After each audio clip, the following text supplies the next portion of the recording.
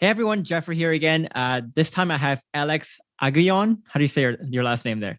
Aguillon, like the two L's are a Y sound. Okay, Aguillon. Yep.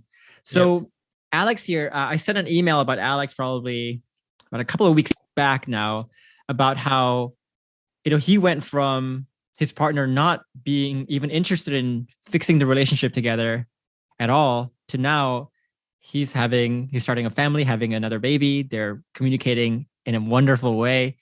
So I picked Alex to interview because I think he has also an incredible story where he was also very knowledgeable about the program and knew exactly how he got from the 0 to 100. So we're going to talk about that as well. But before we get into the main lessons, Alex, I guess outline for us, what were things like when you first joined the program? Or before you even joined the program, what were the key issues? What was your relationship like there?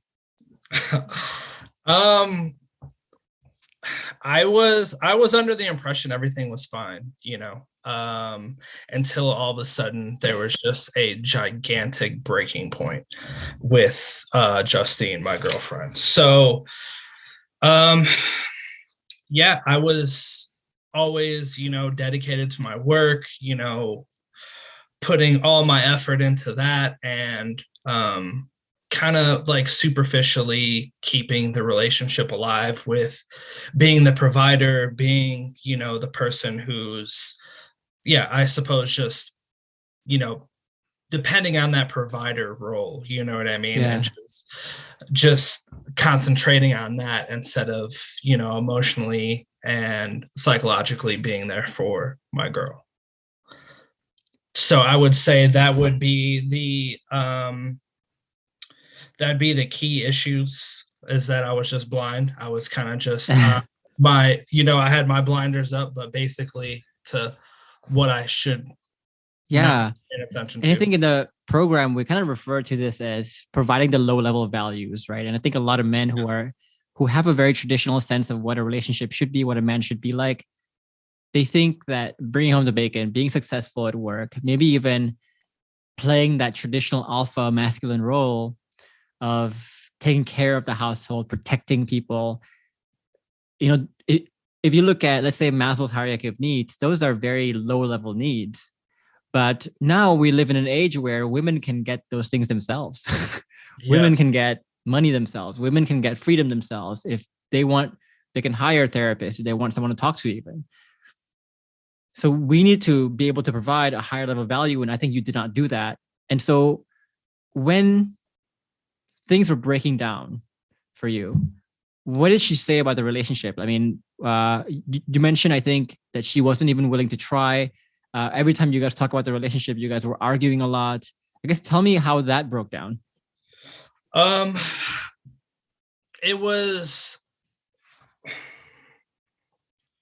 basically, I was at the point where it was like she had no trust in my word whatsoever. Like I was consistently making superficial changes, or they were short term, right? She'd be like, you can never hold on to your word or your actions longer than 2 weeks. After 2 weeks, you pretty much just give up. Hmm. And um that was pretty much, the where she had her breaking point with me, was that my changes, I would promise, over promise, and that, my changes were never long lasting. And I never made those key internal mindset shifts that I have made now to push myself forward into this relationship. Yeah, yeah. Um, and by the way, are you reading something? You keep looking to the side. No, I'm not reading. I'm sorry. I'm Okay, just, yeah, yeah. I'm just wondering because I'm sure the audience is wondering too. Like every time they watch this, it's like, yeah. is your people reading something? It's like, dude, this is No, an hour I was, interview where like people don't get that. It's like this is an hour yeah. interview where we talk about a lot of things. So if we look off camera, like we're just being human. Like, people don't get Yeah, that. no, I was just fiddling with a pen, is what I Yeah, was yeah, doing. yeah. So, But okay. so My so apologies. what did she say to you? So basically, she says, "Okay, I'm tired of your promises. So you keep making promises that things will be better, but it didn't get better." Mhm. Um, did she want to like when she wanted to end the relationship? What did she say to you? she just kind of sat me down and said, I'm not happy. I haven't been happy for a long time. I'm done. Like, absolutely done.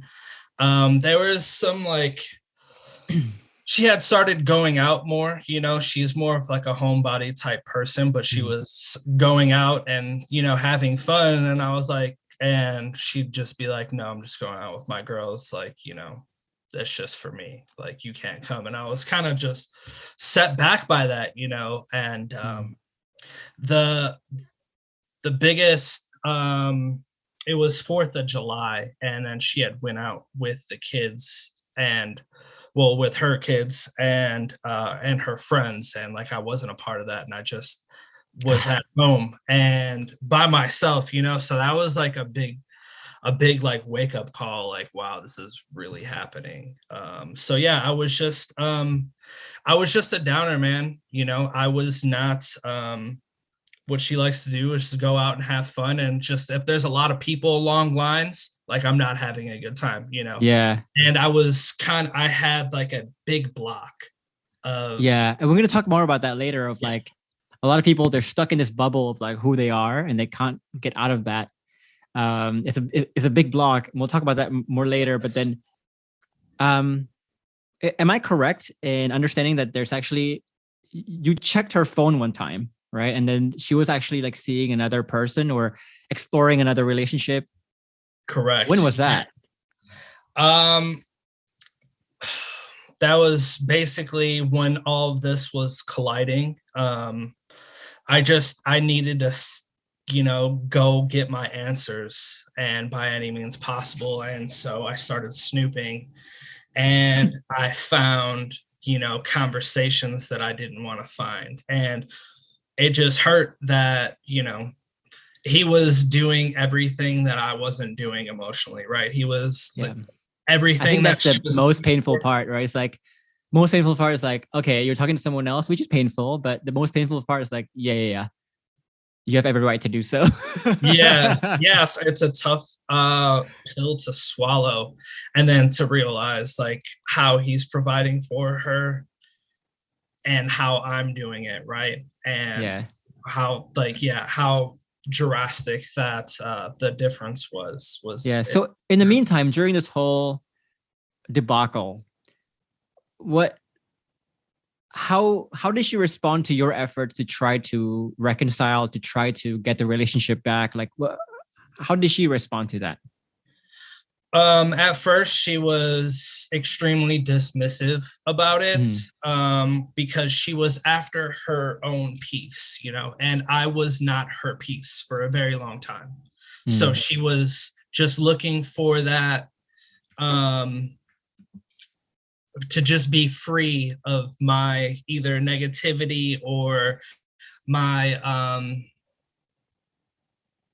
just me. I was just tired of you as a person. Correct. Yeah. And I mean, I remember you telling me too in the beginning, like, look, man, things are hopeless, but I'm going to stick with this process anyway. I remember that post that you made, and I'm gonna try to put the post somewhere in this video as well, because that was a very telling post in the beginning where you finally trusted the process and you were like, let me double down on this. I don't care if things are hopeless right now.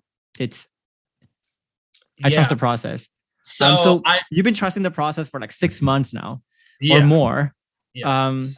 So you sent us in the Facebook group like a post with the pregnancy test saying it was positive, and you're saying like, hey, things are great now.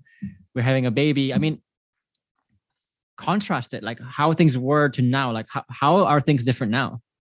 I just want to go back real quick on how for sure. Where I said that okay, I'd messed up. I'm going to double down on the program. And it was actually when I was messaging you and you said, hey man, like I gave you an excuse, and I said, that's my problem. I'm stubborn. I have to learn by failure. And you're like, hey man, like if you're stubborn, stop being stubborn. And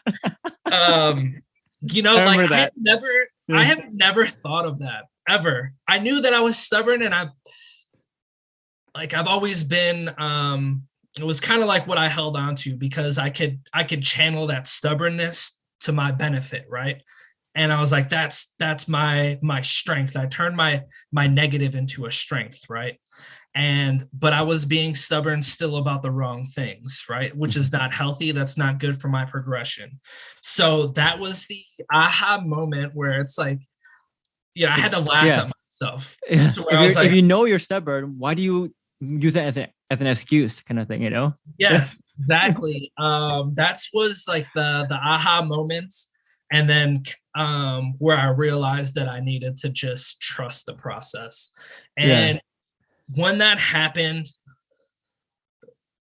I was basically a new person. Instead of seeking validation from Justine or outside forces, friends, family, whatever, I was seeking validation through the group and through the mental map. And that, when I narrowed my focus, was when things really changed for me. So, Yeah, um, and just to pause here too, Alex mentioned mental map, and the mental map for us is a way that we organize the information that we learn in the program.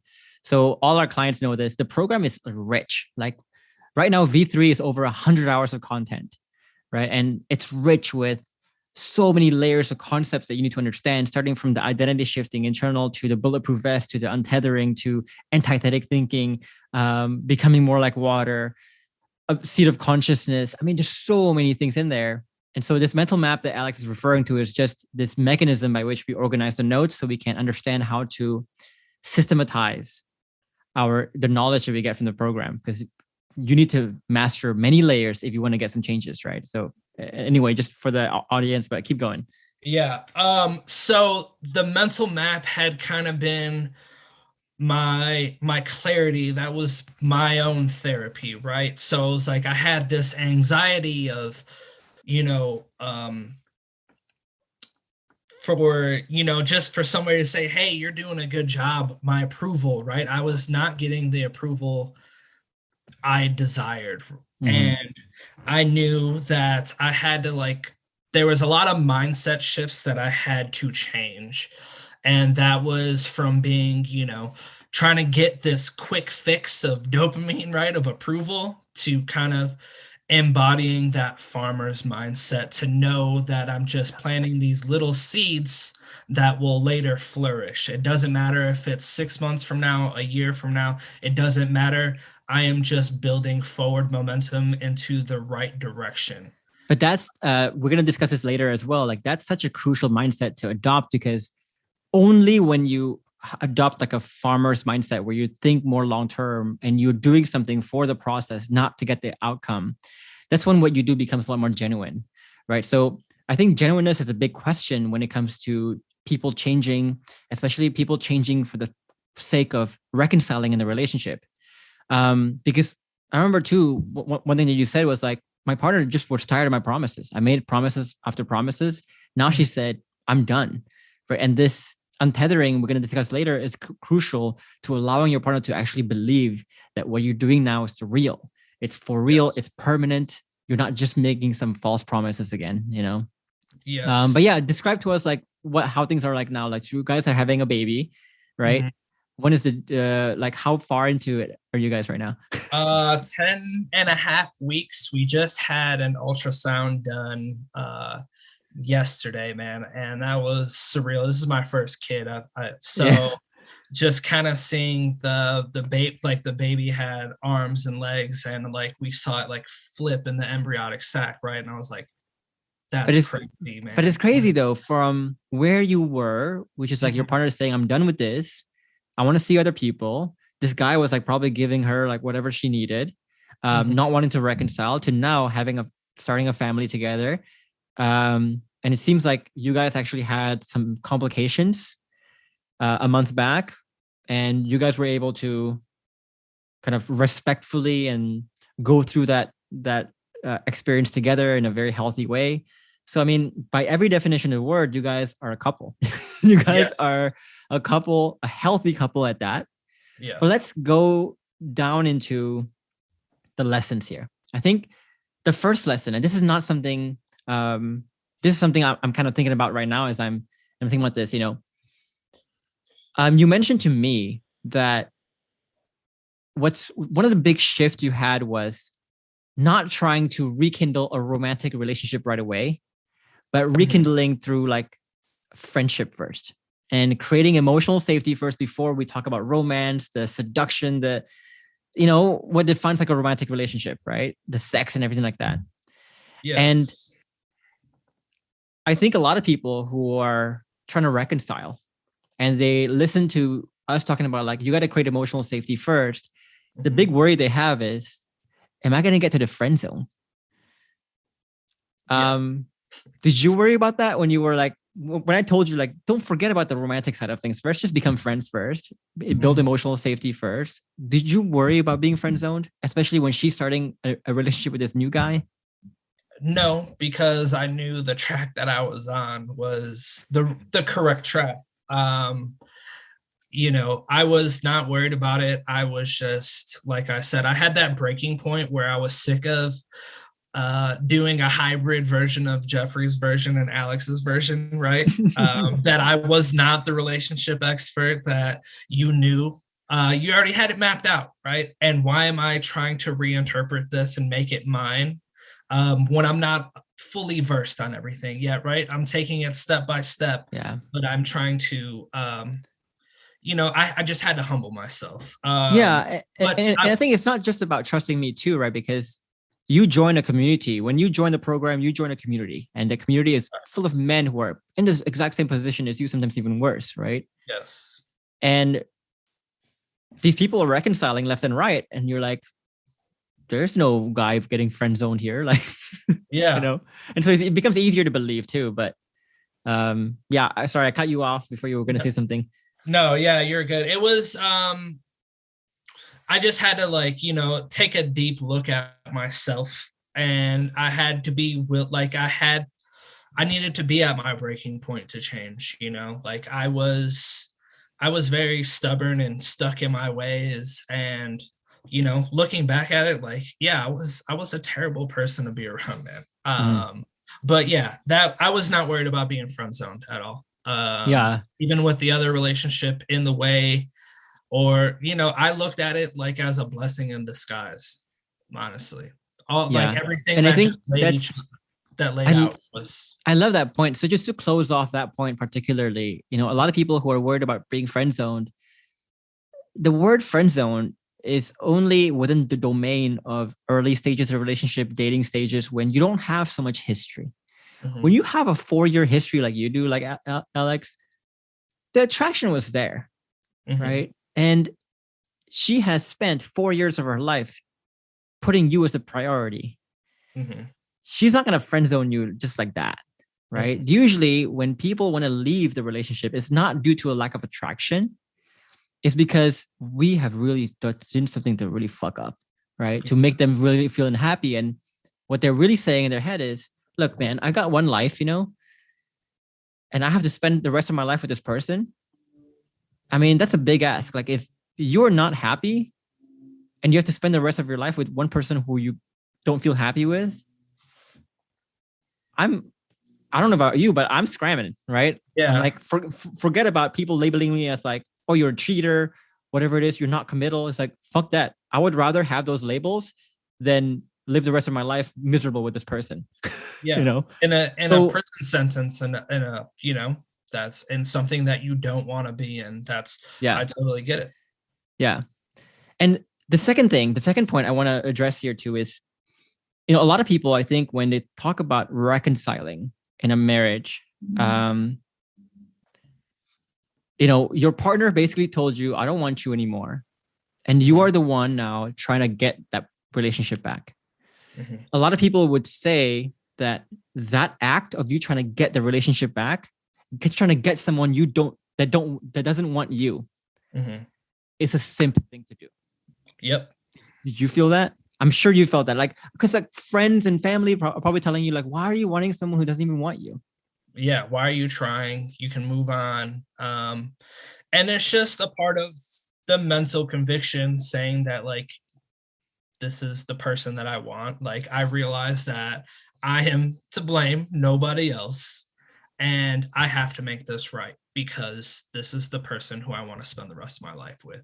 And it was just as simple as that, as being dedicated to my vision, and nobody can get in the way with it. And I had a perfect pathway with this program, you know, to get the girl that I wanted back. Yeah. And I think, you know, because in our program, we have like high profile people. We have politicians sometimes. We have, you know, really strong people in the medical field, surgeons, really top surgeons. We have some celebrities in there too that we try to keep really private as well. And I'm always thinking, like, how does all these strong people go to the program? And then you have some comments sometimes going like, oh, what a simp thing to do to like get your partner back. It's like, how do we go from here to here, right? And I think the dichotomy here we have to understand is there's two approaches to trying to get your relationship back.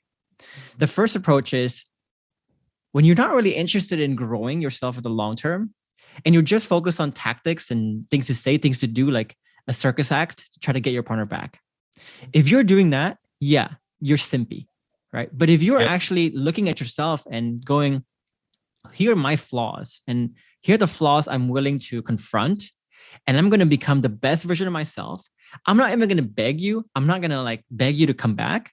I'm going to grow so much, so massively, create such high level value that you come back. Yep. Now tell me what is simping about that. Nothing is simpy about that. Like, you're literally becoming the best version of yourself. No. And then they choose to come back. You're not pulling them back. They get reattracted, right? Correct. And I think, you know, just doing everything you can for your, like, you know, we're beyond the dating point, right? It's 4 years into the relationship. Like, I should be allowed to simp for my girl anyways, you know, without, it doesn't matter. Like, that's my girl, man. It's been 4 years. Like, I can go all out, you know what I mean? Nothing wrong with that, right? Nothing's wrong with that. I think we just have,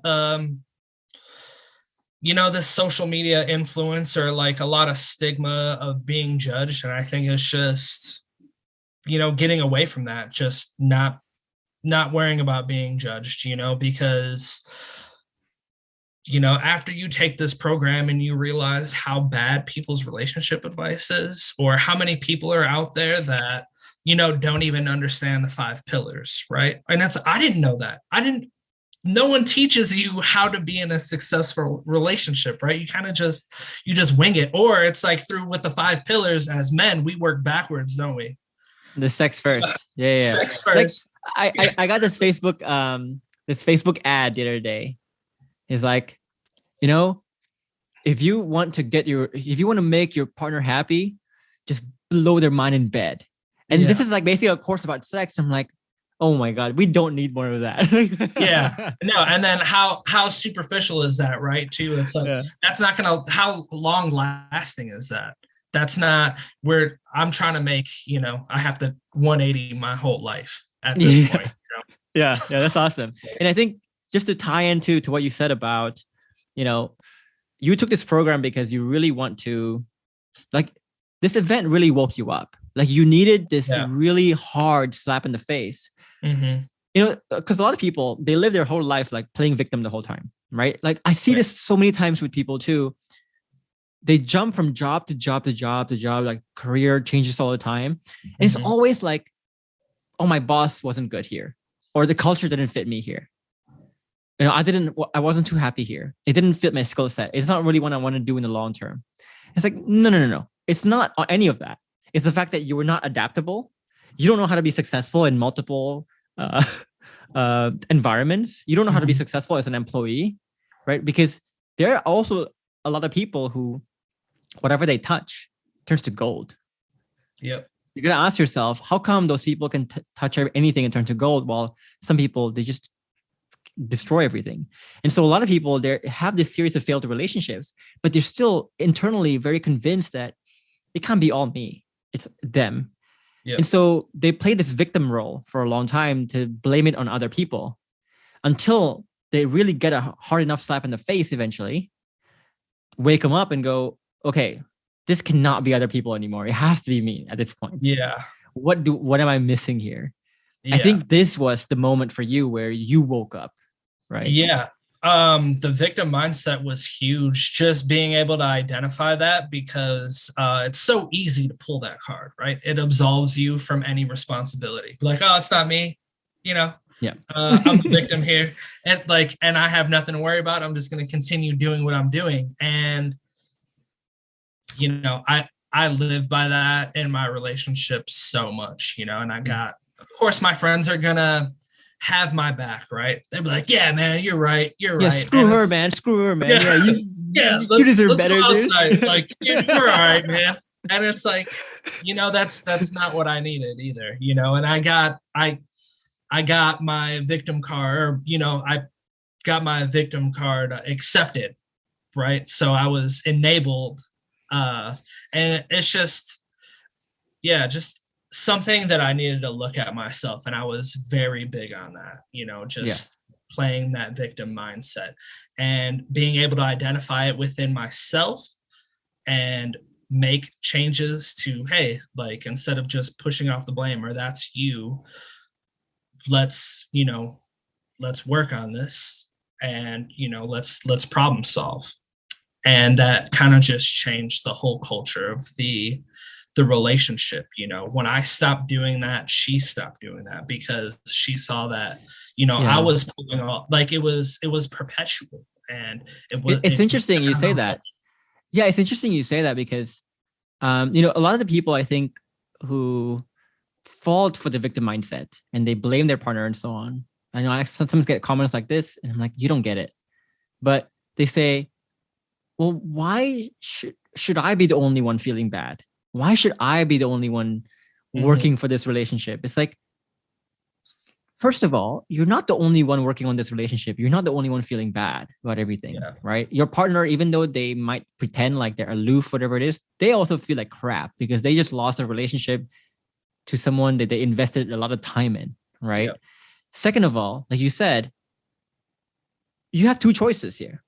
You can either keep playing victim and perpetuating a negative cycle where you play victim, you blame her, she blames you, then you blame her back, or you can just take it upon yourself. And this happens every single time. We enroll 1,500 people every single year, and when they change their behavior, they're always very shocked at how much their partner's behavior changes as well. And I think you felt that as well. And this is not like a unproven theory kind of thing. Like when you change your behavior, your partner behavior changes too.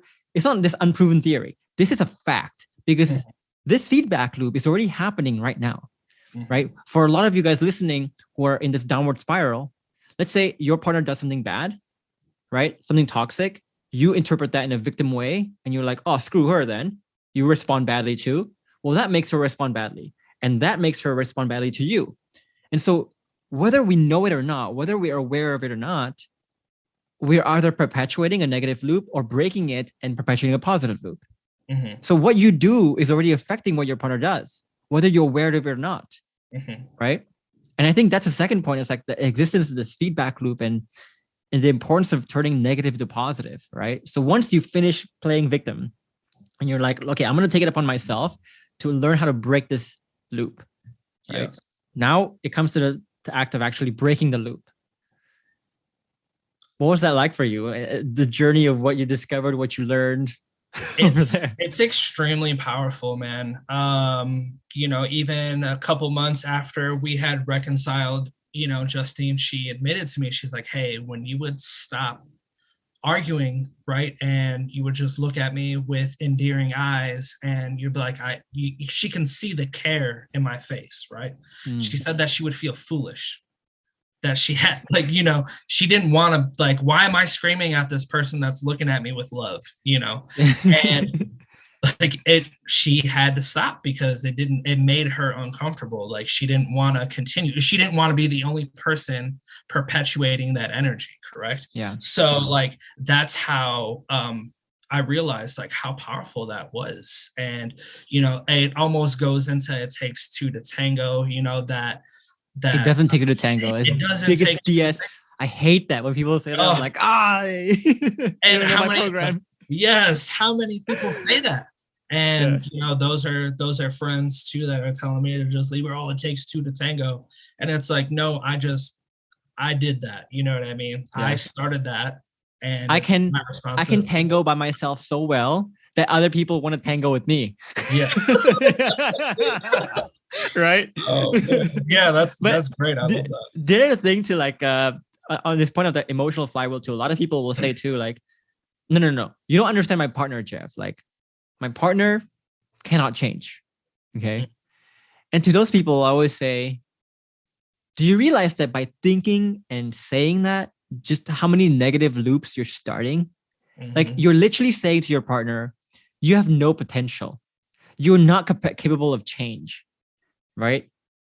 It's like, if you think that already, why would she change? You're making it so hard for her to change. So, we talk about here the feedback loop of, if you change your behavior, you'll change your partner's behavior. If you're saying my partner's behavior cannot change, well, that's it. That's the problem. You're perpetuating negative loops. You're kind of making a self-fulfilling prophecy. And the other thing to note too is the feedback loop and kind of the principle of exponentiality too. Anything you go to in life, like you talk about stocks, you talk about finance, you talk about even just relationships, there's a compound interest, there's compound effects, right? Where, imagine in one conversation, your partner responds badly, comes home in a bad mood. That makes you in a bad mood. You being in a bad mood makes her in a bad mood. Before you know it, we felt this before. Within one night, we can go from being okay to like disaster in one night because of feedback loops. Imagine if this is multiplied for weeks, months, years, even decades sometimes. Yes. How much that can change your behavior in those long term, So for you to say you cannot change your partner's behavior, I cannot change this relationship, that's the biggest bunch of BS, because it's already changing right now. Yep. It's just changing in a negative way, Yeah. No, like you said, like previously, our arguments would bleed into the next day. Yeah. And now it's like our loving and caring for each other bleeds into the next day. We wake up and, we're just happy to be with each other, where I'm happy to wake up and help her get her day started. And it's kind of just it's a polar opposite culture that's in our relationship. It's just so constructive, right? Like, even if something happens, like a mistake happens, one of you make a mistake, one of you are in a bad mood, it's like you've built this culture where you can rescue her and break that loop and start a more positive one. And she, by virtue of just kind of emulating and watching your changes, starts to understand, okay, if I do this, this actually breaks the feedback loop, the negative one, and actually start a better one. So she becomes a better partner to you as well, who can rescue you, because now you're like communicating, coaching each other. I mean, it's so effortless, where now problems don't become issues anymore. Problems are opportunities for us to bond even closer, bond even better. Just like how when you went through your complications with the pregnancy, whatever it is, and you guys worked through it together, that was a memory you will never forget. No. It's beautiful. Yeah. Yes. So yeah, I've never mentioned, but Justine, she does have epilepsy. So it's their focal, so it kind of just looks like she's staring into space. They actually just happened recently, about 3 years ago. So yeah, she had to we had to figure out the medication route with the pregnancy and everything. So yeah, I mean, yeah, it was just tough decisions for like everyone all around, but we powered through it. Yeah. And I think that's the next point I want to bring up too, is that this layer of safety is such a important part, because a lot of people come to me and they say, what if my partner has PTSD, she has depression issues, she has epilepsy or whatever medical condition, like how does that change what I do?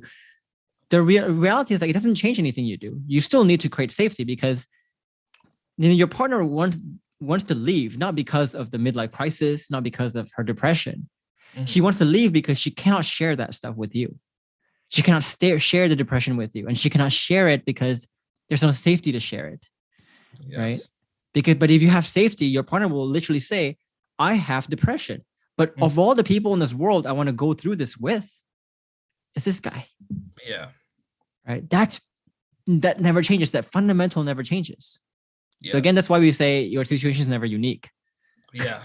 It never is. And I guess I want to tap into that is I think a lot of men, you know, we're raised to be the tough guys, right? We can't have emotions. We can't, and we have to like realize that, you know, it's okay to have emotions. It's okay to tap into that and to understand it and to be understanding of other people's emotions as well, or depression, anxiety, whatever it is. And you can't just, you know, that was my issue, is that I, you know, like I made her feel bad for having depression or anxiety. And I, you know, because I was mentally strong enough to just power through those things, even when I did have it, that doesn't mean that the next person's like that, right?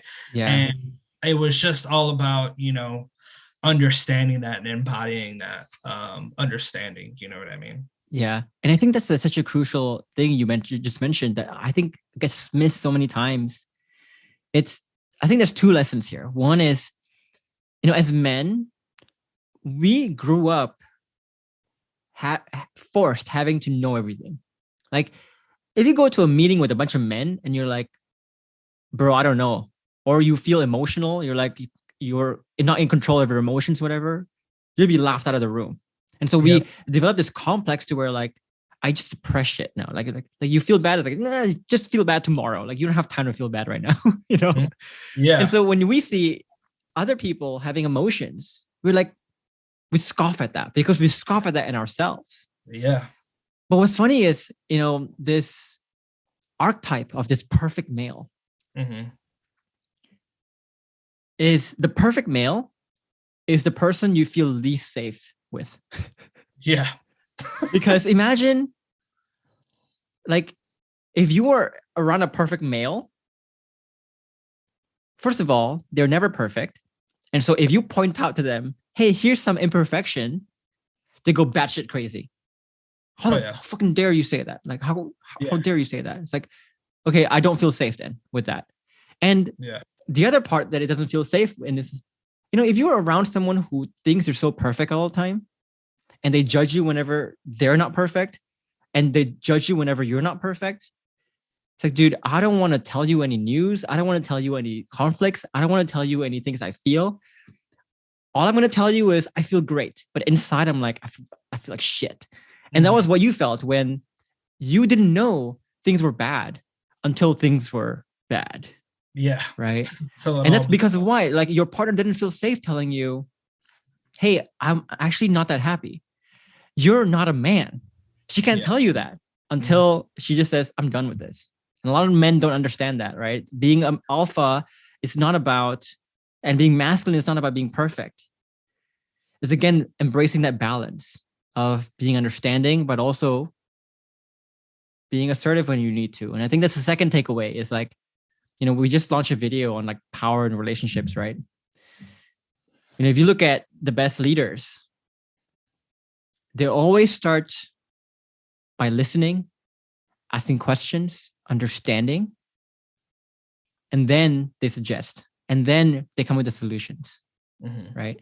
And when they're asking questions, they always ask questions like, tell me what I don't know. Tell me how I'm wrong. How could I be wrong here, right? So this is ultimate humility. But in this humility, he's getting information, and he's getting information to allow him to be effective when he's giving the recommendations. Yeah. And as a man, like, you have to be balanced like that, where you have to have a big part of you that's compassionate, that's understanding, so that you can make someone feel safe, so that you can lead them, so that you can be an effective leader as well by virtue of understanding more. You know what I mean? Yep.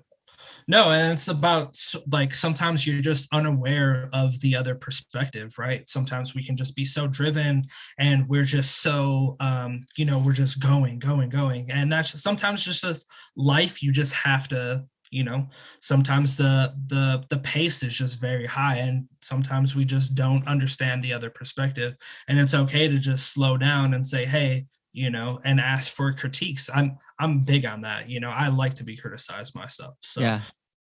And there's nothing more alpha to me, more masculine to me than a man who can look at his mistakes dead on and not have to justify himself, not have to hide it, not have to fake it. He's just like, yeah, I made a mistake. Yep. Let me fix it. Yeah. That's a man to me. Like, that's alpha. Yeah. Absolutely. Absolutely. Yeah. We talk about also being bulletproof is a big part of this. And you mentioned in the beginning of your journey, you felt like very intense anxiety about the relationship, but also I think in general. Describe that anxiety that you felt in the beginning. Like, how did it manifest at first? I had I had actually had my first panic attack through this breakup. I didn't think it was I didn't mentally comprehend it, right? Like what an anxiety attack was, because I had never experienced it. But I had like these my heart started racing, palpitations. I had to sit legit down. Panic attack then. That's like a full, like really a panic attack. And I just like this impending doom was just hovering over me. And I had to navigate a lot of self-discovery at this time. So you did have a section, that broke down the sources of anxiety. And that was kind of big for me. I didn't know that there was I didn't know that I had anxiety. I really didn't. And until I started learning about this, I was like, I have anxiety. And that was the source of a lot of my toxic behaviors. And I was led to believe my whole life that I didn't have anxiety. So that was a huge eye-opener to me, and a lot of it I think just stemmed from my childhood, a lack of approval. And we kind of just go through that a lot. And I think, previously talking that we kind of bury our emotions too. And I think this all had just came out all at once, it's like the self-discovery triggered it, and it was just a big realization of who I am and who I had become. And like, I was not comfortable with who I was. Yeah. I can relate to that quite heavily because, so just to give you like an analogy, I think I was born with like short-sightedness or something. Like ever since I was born, the world has always been blurry to me. Like I couldn't see shit. I thought trees just looked like like a blurry mess. It's like, okay, it's just how things look like when they're that far. Yeah. And then when I was around 7, I kept complaining to my parents, like, I can't see. I can't see the board. How come everyone can see? I can't see it. What's wrong with me? And so we got an eye exam and I was like at negative 3.5, which is like pretty bad already. And I put on my glasses for the first time. It's like, oh shit, that's like what the world looks like. And I think when people join this program, it's kind of the same thing where they've lived with this anxiety for so long. They just think that that's part of life until we show them, here's what it should be. Here's what life should feel like. This low anxiety should feel like. And you go, oh yeah, I have anxiety. Before you're in denial of it. I don't have anxiety because you don't have anything to compare it to, Yeah. No, I had nothing to compare it to. I was literally just in outer space doing my own thing and pretty oblivious to a lot of things. She told me that all the time, like, you're in space, like you have no, like, you're not in touch with reality. You're just in your own world. And yeah, man, it was just a huge eye opener, man. It was really humbling. I'm super grateful for the whole experience and the journey that I've been on. I will go back.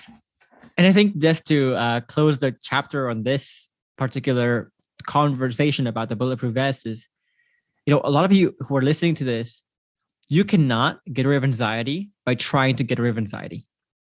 You cannot just willpower yourself into it. And we talk about this as the surviving approach in our program where, a lot of men, the way they go through life is like, they hawk the shit out of everything. Like what I mean is, if they're going through a challenge, they just say, push through it. And they listen to a bunch of like motivational things. Just take it, dude. Just go for it, dude. And then like when they're going through like tough emotions, they're like, just fucking deal with it, dude. You can do it, man. And so it's a bunch of like just brute force. Brute force, just like the bro method, Yeah. you know, Yeah. bro, just do it, bro. Yeah. But when you do that, what you're actually doing is you're kind of suppressing it. You're making it even worse, right? Yeah. It's almost like the pink elephant example that I often give is like, don't try to think of a pink elephant. The first thing you do is to think of a pink elephant. If you Yeah. tell yourself, stop being so angry, the first thing you do is you think about how angry you are. You think about how upsetting the whole situation is. Mm-hmm. Even though your message is stop being angry, right? Yeah. The way we teach emotions management, and people have gone through like war PTSD. One guy lost an arm in my program, and he was able to get rid of his PTSD because we want to understand how to change the the reflexive paradigms people have about something, right? Like when you have PTSD, the PTSD often comes out of nowhere. You just think about something, that one thought leads to another thought suddenly becomes something that gives you an anxiety attack. What if we can change the nature of that automatic thought? Right, that's what we do. So just for people who are listening to this, the willpower way is the worst way to try to keep calm. If you want to keep calm, you got to do it in a smarter way. And we have a few videos on managing emotions. If you can watch, you can kind of get a sense of what this approach looks like. But yeah, it's powerful if you can know the right way. Like life becomes, it's almost like you have a cheat code in a sense. No, absolutely. Yeah. And I think just to come back on the mental map, even if you lose yourself in it, right, you're able to be self-sufficient and kind of just go to your mental map to kind of work through your own thoughts. And instead of letting your emotions, your thoughts run wild, you have a channeled source to kind of reverse engineer what's going on in your mind. It's So an when anchor for your thoughts. Yeah. yeah, exactly. And that's what, like, when I started embodying that process, right? Like I would just walk around and sigh and just like a relief, like, like, oh my gosh, like I actually got like, I was able to let it, I felt my brain just let it go, and just feel better. I'm getting goosebumps talking about it because that's how good it felt. And just being able to kind of, like you said, build upon your bulletproof vest and realize that, being tethered just doesn't benefit you in any type of way. No matter how much you try to justify it, it's just not beneficial to you and your relationship. It's truly not. And it's just finding the holes in your bulletproof vest to just navigate forward and just realize what you're doing is for the best, not only for yourself, but for the relationship. And just having these shifts just help you out a lot, man. Yeah. It's And I huge. think there's a reason to, if you look at the new version of the program, right? Phase 1 is about untethering. Phase 2 is about bulletproof vest. And phase 3 is only when we talk about the frameworks, actually having conversations. Because, this getting rid of anxiety might seem like such a small deal, but it's a big deal because this anxiety makes people terrible at consuming the actual program, understanding the principles because they're too anxious and they can't like synthesize information properly. They can't be creative with their learning. They can't be 100%. percent You can't even talk to your partner properly. You can't even interpret the tough event that you're in right now. So if you are going through, let's say, on a brink of divorce, you're going to face a lot of resistance. You're going to face a lot of very harsh words from your partner. A lot of moments that make you feel very hopeful. And if you're not bulletproof, if you can't see those things as positive things, there's no way you can talk to your partner and turn the negative into positive, right? There's no way. Yeah. So if you can't do it internally, you can't do it externally. I mean, it's getting rid of anxiety is really the base of everything. You don't have that, you got nothing. You got nothing. Yeah. Yeah. No, that's huge, man. No, I definitely agree. Yeah. Last point though is, like you said, untethering, right? It's so just to give people a bit of context into what we mean by untethering. A lot of people, I think, when they are in the position when they're in the brink of a divorce, they live to one outcome. I want to reconcile, right? I want to get that back. And they hold so much importance to this outcome that the process becomes secondary. And I think what we are saying here is let's reverse that to where instead of tying your motivation, tying your state of happiness on whether you're getting an outcome or not, or whether you're hoping to get an outcome or not, or whether there is hope for an outcome or not, we're just identifying the right set of processes that will get you to the outcome and learning to rewire our brain to really love the processes itself. So you do the process not because you want to get to an outcome. So let's say you learn the frameworks, you learn to be bulletproof, you learn to be untethered, not because you want to get your partner back, but because you actually love doing those things. Yeah. Tell me like that epiphany for you, because that was a massive part of the program too. Yes. I think after I learned it, and then I just was living life, right? And I was just being tethered, right? She would do something that would just upset me, still talking to the guy, whatever, right? And I would do something negative. I would go smoke cigarettes. Like, or I would, you know what I mean? And it's like, if you just live that way with the knowledge, it kind of almost becomes like disgusting to you, right? You're like, how did that happen? Like, why is that happening? Why am I so easily influenced? Like, that's not that it doesn't feel good once you learn about it, right? And the epiphany was like how much how fast it would happen. And it was the plane was almost instant, where, you know, she would do something and I would react in a negative way. I would be tethered to by her actions, you know, and you see it everywhere, you know, like, and it's just, I suppose just being aware and kind of just after I learned it and kind of just living life, you know, and then just, I just feel like just kind of just being educated about it. You know, I had no idea that I was. So I think that was it's such a liberating feeling. Like for me, you know, I have ups and downs in my business life as well, right? Alex, you there? Geoffrey. Alex, you kind of froze on me. Okay. You're back? Yeah, I'm back. Let me try up here real quick. I'm sorry. No worries. Okay, how's that? Is that better? That's good so far. Yeah, it's such a liberating feeling to be untethered because, you know, like, I think the first thing we need to understand as people is, you know, if you look at the human evolution in general, humans have evolved, like, for the majority of human civilization, we are hunting and gathering. Mm-hmm. And in hunting and gathering stages, we are rewarded for instant gratification. We are hunters. By definition, we're hunters, right? If I'm not seeking instant gratification, I don't eat. I need to hunt something so I can get food today. Forget about tomorrow, forget about 2 days from now. So our brain here have evolved to be rewarding us for short-term gratification. Mm-hmm. And now we're in the post-industrialist age where anything worth doing is not instant gratification. You want to lose weight? You better not have instant gratification, right? You want to build a business? You want to become rich? You want to have better relationships? You want to do anything meaningful? You better not fall into your instant gratification. But the problem is that our brains have evolved to be instantly gratifying.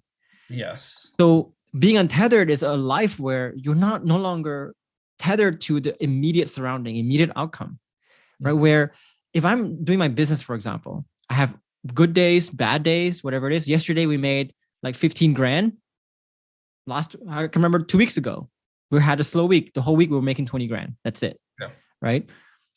But it's like through the ups and downs, I'm constant. My motivation is constant. My mood is constant. I'm just doing the same things every day. I'm not up and down in my emotions. Same thing in your relationship, right? In your relationship, sometimes it's good day, good weather, bad weather. You're steady. Yep. And that's such a good feeling to be. It's just like living life untouched by anything that's happening around you. Just this unmovable, unstoppable force, you know? Yeah. No, and I think the, like we're talking about, you know, more of a hunter's mindset and farmer's mindset, is that, you know, there's other things that I've done with the farmer's mindset, you know, as like a hobby. I used to brew beer, and it's like, well, you do a bunch of work for, you know, a day or two, and then you don't reap the rewards, you know, if like, you know, if you have to put it in a barrel, I'm not taking that for a year, you know. And there's a lot of things that I've done that were process orientated, and I never cared about the outcome because I just loved what I was doing, right? So I was just able to I had that aha moment, just like what you like, I can apply this to this. Yeah, exactly. I was like, oh, everything that I've ever had success in my life, I've been this way. Why am I not doing it with my relationship? Or, you know, I just didn't have the tools. I didn't have the knowledge. And, you know, I suppose I was just never motivated because I thought I was the best, you know, like that's who I was. That nobody can, like, my ego told me that I was just, you know, the best. So, I just had a lot to work on. And it was, like you said, just being like, being super consistent, no matter how the days were, even on the days I didn't want to do it, you know, it was about having the mindset enough to just go ahead and do it anyways, right? And I think that consistency right there through thick and thin is really what I think. If I look at every one of my clients who have reconciled, that's what they do best. It's, you know, we go through your partner when you're on the brink of a divorce, they go through what we call the paradox of change, where, you know, you say you've changed, but then in her head, the first thing she thinks is that real? I don't know, man. Like, I don't buy it yet. I've heard that. Right? I don't buy it, man. Like, you've said that so many times before. And subconsciously, when people are suspicious like that, they subconsciously test. And I think a lot of relationship coaches talk about this test, but I don't think people actually understand why people test. They test because, you know, who you are gets really shown by what you do when things are really hard. Yes. When things are easy, like, let's say she makes it hopeful for you. It's like, oh yeah. Like, I'll totally come back to you. Right? Then in her back of her head, even if she sees your changes, she's still going to think, is he changing because he knows I'm going to come back? Or is he changing because this is permanent? Is it conditional? But if she takes away all the hope from you, tells you like, there's no fucking hope, don't even try, and you still you're still your new self, then in the back of her head, she looks at you being your new self and goes, there is no ulterior motive here. I literally gave him nothing. He's doing this because that's who he is now. Right? That is crucial. And so whenever I get people who say, oh, I don't want to go through this journey because my partner says it's hopeless, I'm like, dude, don't you understand like the paradox of whatever you just did? Like, you don't understand. If you give up right now, you're basically telling your partner, yeah, you're right, there is no hope because I'm giving up when the conditions are taken away from me. Or just lacking the not knowing that there's a gigantic opportunity there, right? Or it's just gigantic, like, it's huge. And it's like, at first, you know, like she would be like, if she would just be angry and like just express her, like just unload on me, like that's not a bad thing. That's actually, it's an opportunity and an insight on what I'm doing wrong, so I can build on that. And then it's just about, you know, it's about having that mindset shift about how much opportunity you're given, and not looking at the bad things as just, you know, just throwing your hands up, because that's the easy thing to do as well, right? So just for people who are listening, right, whenever you try to reconcile your relationship and you're trying to change in a massive way, you're going to go through this valley. This valley is when your partner is really testing you to see, what are you really made of here? Are you changing for real? Are you going to change permanently, regardless of what happens? Or are you going to get demotivated and give up when the conditions are taken away from you? If you give up right there in the valley, you're just proving your partner right. Like, there is no hope. You can't change, and your changes are not permanent. But if you can stick with that, that's when the hockey stick effect really takes place and your partner really starts to believe you. But to go through this valley, you cannot willpower your way through this one. Right? You cannot just, again, go bro and go, just fucking do it, man. Like you have to be untethered. You have to be bulletproof, and you have to be able to see this value as a positive thing, as an opportunity in itself, where you don't even feel bad. You don't even feel like it's work anymore. This is just life. When you can get there, you can be so consistent. You can be untouched no matter what happens. Whew. Yeah. The world is your oyster. Yeah. No. And it feels great too. Like the real game changer was like, I'm doing this for me. Like, it doesn't matter. Like, if the relationship comes back, then that's awesome. But like, I feel so good about this and the changes that I'm making for myself that I'm ready for whatever. And that was kind of like, you know, that I'm not doing it for the relationship, my girl, anymore. I'm doing this for me. And that was, you know, the deeper thing to keep me motivated. Or it wasn't even to keep me motivated. It was just like, I'm doing this for me and I need to make massive changes for myself. And they have to be for yourself, because if they're for somebody else, then you're by definition still tethered. Yeah. Right? Yeah. It's interesting because like a lot of people, you know, I'm getting to the point in my business now where it's not too much work anymore. It's kind of everything is just set. And people always ask me like, well, why don't you just relax and play golf and whatever it is? Like, no. When I started this business, I learned to love the process of every single day doing the business, right? Mm-hmm. I don't want to play golf. This is my golf. This is my play, right? So same thing, when I reconciled in my relationship, I never stopped doing the exact same things I did when I was in my dumps, because I learned to enjoy it. And only when you learn how to enjoy the process intrinsically does your processes and your changes actually mean something, that it seem real. So ironically, you know, when people ask, well, how long does this process last? The very fact that you ask that question means that you're never going to reconcile, probably. No, she's never going to believe her changes. Because if you really learn to love the process, you will never ask, when can I slow down? When can I stop? Yeah. How long do I have to keep doing this for? You're just going to do this forever. Yeah. You know? Yeah, no. And if it like the point where like I said, when it starts to feel good to work on yourself and it's not, there's no outside forces to have you work on this. It's just literally just a part of your lifestyle now. Your lifestyle. Yeah. Of who I am. It feels like tremendously well. Like, not only does it apply to my relationship, but it applies to other relationships out, you know, just friendships or whatever.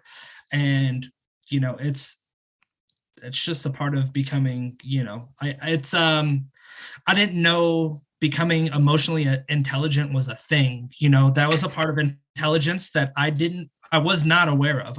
I'm serious. Like, it's hilarious, but it's like, I didn't even know that was a thing, you know, like I'm academically smart and I can achieve anything. I have great willpower, you know, and I've always, you know, been super proud of that. But just the emotional intelligence, I had no idea that was a thing. And I just feel so like more well-rounded as a person, and how I carry myself, how I, you know, manage conflict, you know, it feels great to just, feel elevated, you know? No. And we'll stop on this note. I know we're over an hour here, but we'll stop on this note, right? This is so interesting. People come into the program because they want to save their relationship. In the program, they discover the process. They discover this addiction to improving ourselves and really becoming the best version of ourselves. Then reconciling almost becomes like, that'll happen. I want this now. I want to become the best. If I become the best, this will happen, you know? So it becomes almost like a side effect. Yeah. Where it's like, it's a given. I will reconcile if I just become the best. And having that elevation or that change, the evolution in your standards is massive in itself. Like, your standards are so different. Your standards of what it means to be great is so different. And I think that's what you were alluding to.